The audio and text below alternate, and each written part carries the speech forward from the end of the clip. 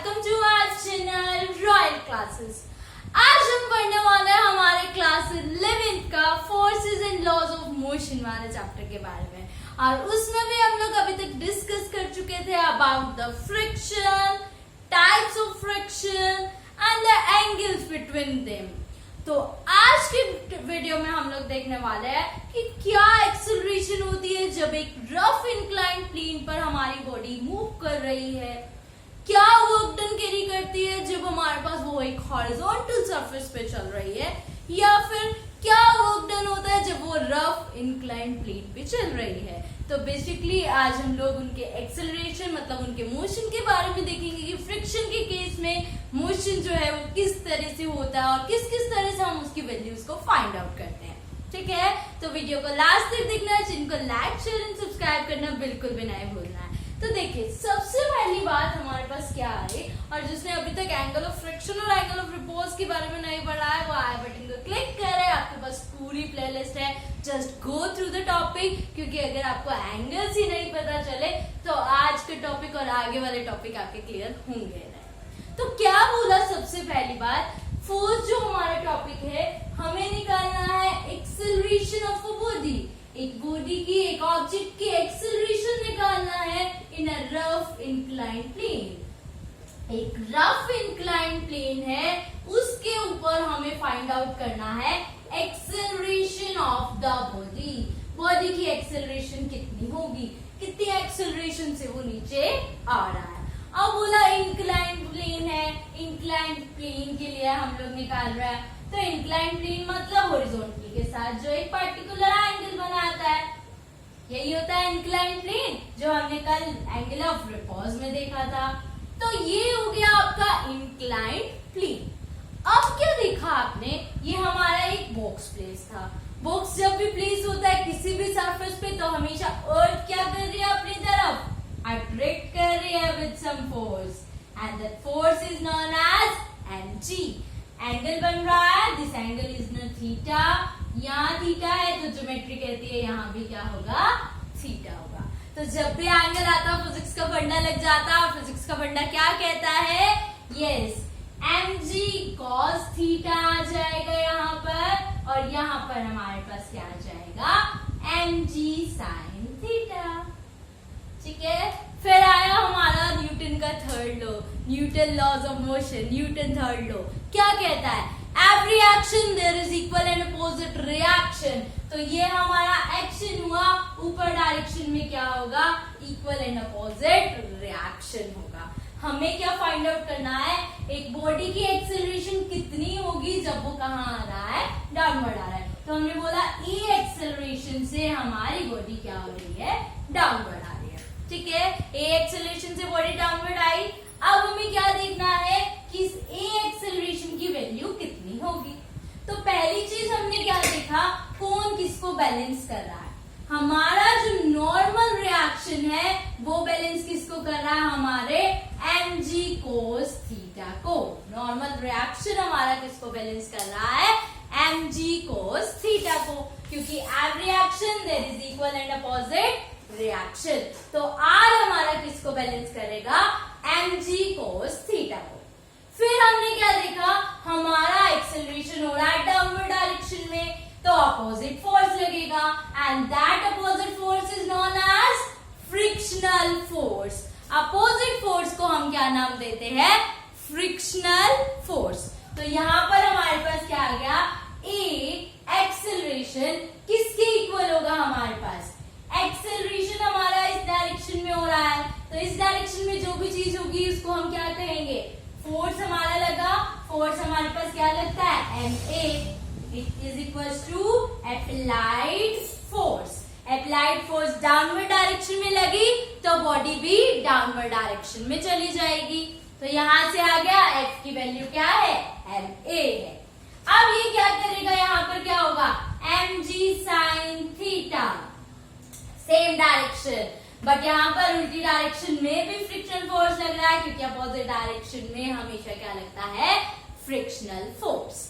तो ये हमारे पास आ गया सेकेंड इक्वेशन कि हमारा फ्री बॉडी डायग्राम बनाना होता है। पहले हमने जो भी हमारा ये फोर्सेस और फ्रिक्शन वाले चैप्टर में जितने भी आते हैं they are known as free body diagram, जिसमें हम सिर्फ एक्सेलरेशन ड्यू टू ग्रेविटी को लेके चल रहे हैं, एयर रेजिस्टेंस, ये सब और इफेक्ट्स को हम क्या कर रहे हैं, मिनिमाइज कर रहे हैं। तो यहाँ से हमारे पास आ गया ma equals to mg sin theta minus f क्या है, फ्रिक्शन फोर्स। ये फ्रिक्शन फोर्स अब बात आई कि किसके इक्वल होता है, तो हम लोगों ने एक नाम पढ़ा हुआ है mu, that is coefficient of friction. ये कोएफिशिएंट ऑफ फ्रिक्शन अब यहाँ पर काम करेगा। कोएफिशिएंट ऑफ फ्रिक्शन होता है हमारे पास म्यू, और म्यू हमेशा किसके इक्वल होता है, f बाय आर की, है ना। तो f की वैल्यू यहाँ से क्या आ गई, mu R, f is comes as mu R. तो यहाँ पे हम पुट कर देंगे ma equals to mg sin theta minus f is what, mu R. f क्या है हमारे पास, म्यू आर। अब आया ma equals to mg sin theta minus mu, r की वैल्यू तो हमें फर्स्ट इक्वेशन से मिली हुई है। r क्या है आपके पास, mg cos थीटा। r क्या है आपके पास, mg cos थीटा। ठीक है, इतनी बात। अब हमने क्या देखा, यहाँ पर सब में एक चीज कॉमन आ रही है, यस, मास जो है वो सब में कॉमन है, और कॉमन चीज को हम कैंसिल कर देते हैं क्योंकि we have to find out the acceleration. हमें फाइंड आउट एक्सेलरेशन करना है, तो एक्सेलरेशन को फाइंड आउट करने के लिए हमने m कॉमन लिया। कॉमन लेने के बाद हमारे पास फॉर्मूला बन गया a equals to g sin theta minus mu g cos theta. This is the acceleration of a body in a rough inclined plane. एक रफ इंक्लाइन प्लेन पर एक्सेलरेशन का फॉर्मूला क्या आ गया, और अगर हमें कॉमन लेना है, जी हमने कॉमन ले लिया, sine theta minus mu cos theta. Acceleration की वैल्यू आ गई, acceleration is what, g sine theta minus mu cos theta, where mu is known as coefficient of friction. Mu हमारे पास यहाँ पर क्या होता है, कोएफिशिएंट ऑफ फ्रिक्शन। ठीक है, तो बेसिकली जो हमारे फ्री बॉडी डायग्राम्स है, अगर आपको वो अच्छे से आ गए तो आगे वाली चीजें बहुत क्लियर होती जाएगी, क्योंकि आगे तो आपको सिर्फ फिजिक्स के पढ़ने लगाने हैं। अपोजिट डायरेक्शन मतलब नेगेटिव साइन, अपोजिट डायरेक्शन का मतलब क्या होता है हमारे पास, नेगेटिव साइन। और जैसे ही हमारे पास क्या आ जाता है, हमारी जैसा ही एंगल बना, एंगल बनते ही हमने एक ही काम सीखा, रिजॉल्व द कंपोनेंट। 2-3 फंडे हैं, और वो फंडे आपको पहले भी बताए गए थे, पूरी की पूरी फिजिक्स में लगेंगे ही लगेंगे। तो कोई भी फिजिक्स सीखना चाहे तो उसको सिर्फ ये 2 फंडे सिखा दो। अब क्या आया इसके बाद, सेकेंड टॉपिक आता है हमारे पास, work done in a rough horizontal surface. एक हॉरिजॉन्टल सरफेस के अंदर वर्क डन कितना होगा। हमारा कोई भी हॉरिजॉन्टल सरफेस है, उसके अंदर एक ऑब्जेक्ट, एक बॉडी जो है वो मूव करी एक पर्टिकुलर डिस्टेंस s से। ये ऑब्जेक्ट है, ये ऑब्जेक्ट मूव किया s डिस्टेंस से, कोई ना कोई फोर्स अप्लाई हुआ। फोर्स अप्लाई, मैंने ये ऑब्जेक्ट था, इसको फोर्स अप्लाई किया, इसने कोई ना कोई क्या किया, वर्क डन किया। अब उसी वर्क डन को हमें क्या करना है, फाइंड आउट करना है। तो सबसे पहली बात हमें पता है, नीचे हमेशा क्या लग रहा होता है, एक फोर्स mg। नीचे हमेशा एक फोर्स क्या लग रहा होता है, mg, और mg को बैलेंस करता है every action there is equal and opposite reaction. यही प्रोसेस हो रही है, सबसे मेन प्रोसेस यही होती है, every action there is equal and opposite reaction. s उसने क्या करा, डिस्प्लेस।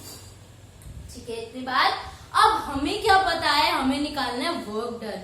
वर्क डन का फॉर्मूला हमने पहले से सीखा हुआ है। वर्क डन का फॉर्मूला क्या होता है, F डॉट S। हमारे 9th में आता था, अब हमारे 11th में भी आता है। वर्क डन क्या होता है, एक ऑब्जेक्ट पे हम कितना फोर्स अप्लाई करें और वो कितना डिस्टेंस कवर करे, उसी को हम क्या बोल देते हैं, वर्क डन। तो वर्क डन यहाँ पर क्या हो गया, F डॉट S। डॉट से क्या आ जाएगा, Fs cos थीटा। ठीक है, वर्क डन का फॉर्मूला क्या है, F डॉट हमारे पास क्या आ जाता है, cos थीटा। cos थीटा मतलब angle between force and displacement. Angle between force and displacement कैसे निकालेंगे? फोर्स कहाँ अप्लाई हो रहा है, इस डायरेक्शन में, क्योंकि ऑब्जेक्ट इसी डायरेक्शन में मूव कर रही है।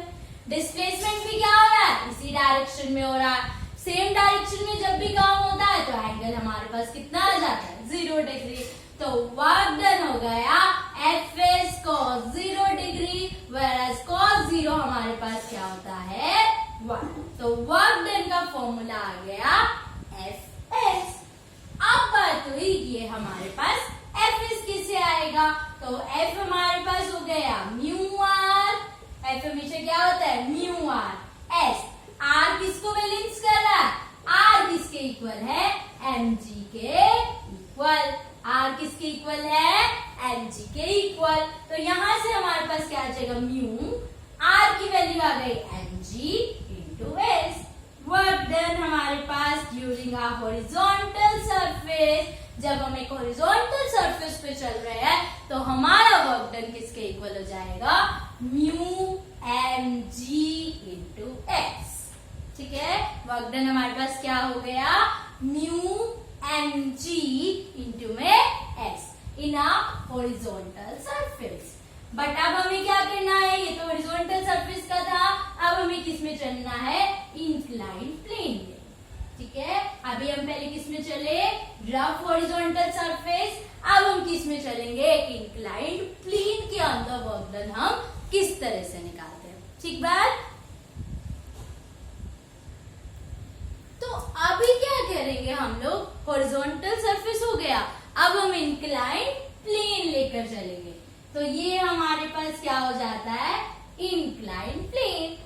इंक्लाइंड प्लेन पे हमने एक ऑब्जेक्ट प्लेस किया, इस ऑब्जेक्ट के ऊपर हमेशा एक नेगेटिव अपोजिट डायरेक्शन में अर्थ हमेशा अपनी तरफ अट्रैक्ट करेगी, एम जी। अब यहाँ पर इंक्लाइंड प्लेन है तो एंगल होगा, तो सेम ज्योमेट्री से ये भी हमारा एंगल होगा। एंगल के साथ वाला कंपोनेंट क्या होता है, कॉस थीटा। एंगल के बिना वाला कंपोनेंट हमारे पास क्या होता है, एम जी साइन थीटा। ठीक है ना, इतने बात। यहाँ पर हमेशा क्या लग रहा है हमारे पास, नॉर्मल रिएक्शन। अब बोला हमें वर्क डन इंक्लाइंड प्लेन में, हम ऊपर जा रहे हैं, ऊपर जा रहे हैं तो फोर्स उस डायरेक्शन में लग रहा है, अपोजिट फोर्स किस डायरेक्शन में लग रहा है, फ्रिक्शन फोर्स। ठीक है, तो सबसे पहले इस फ्री बॉडी डायग्राम को बनाना है अपने, उसको अपने आप सीखना है बनाने। अब क्या करना है, इसका वर्क डन निकालना है। वर्क डन सेम चीज, वर्क डन हमारे पास क्या होगा, एफ एस। अब एफ एस को निकालना है, फोर्स निकालना है सबसे पहले, तो इसी फोर्स को हम लोग निकालते हैं। तो क्या करें, इक्वेशन बनाइए। आर किसको बैलेंस कर रहा है, m g cos theta. R किसको बैलेंस कर रहा है, m g cos theta. Every action there is equal and opposite reaction. अब बात आई आपका फोर्स। फोर्स किसको बैलेंस कर रहा है, इन दोनों को, है ना। इस बार फोर्स यहाँ है, ये दोनों को ये बैलेंस कर रहा है। तो m g sine theta minus frictional force.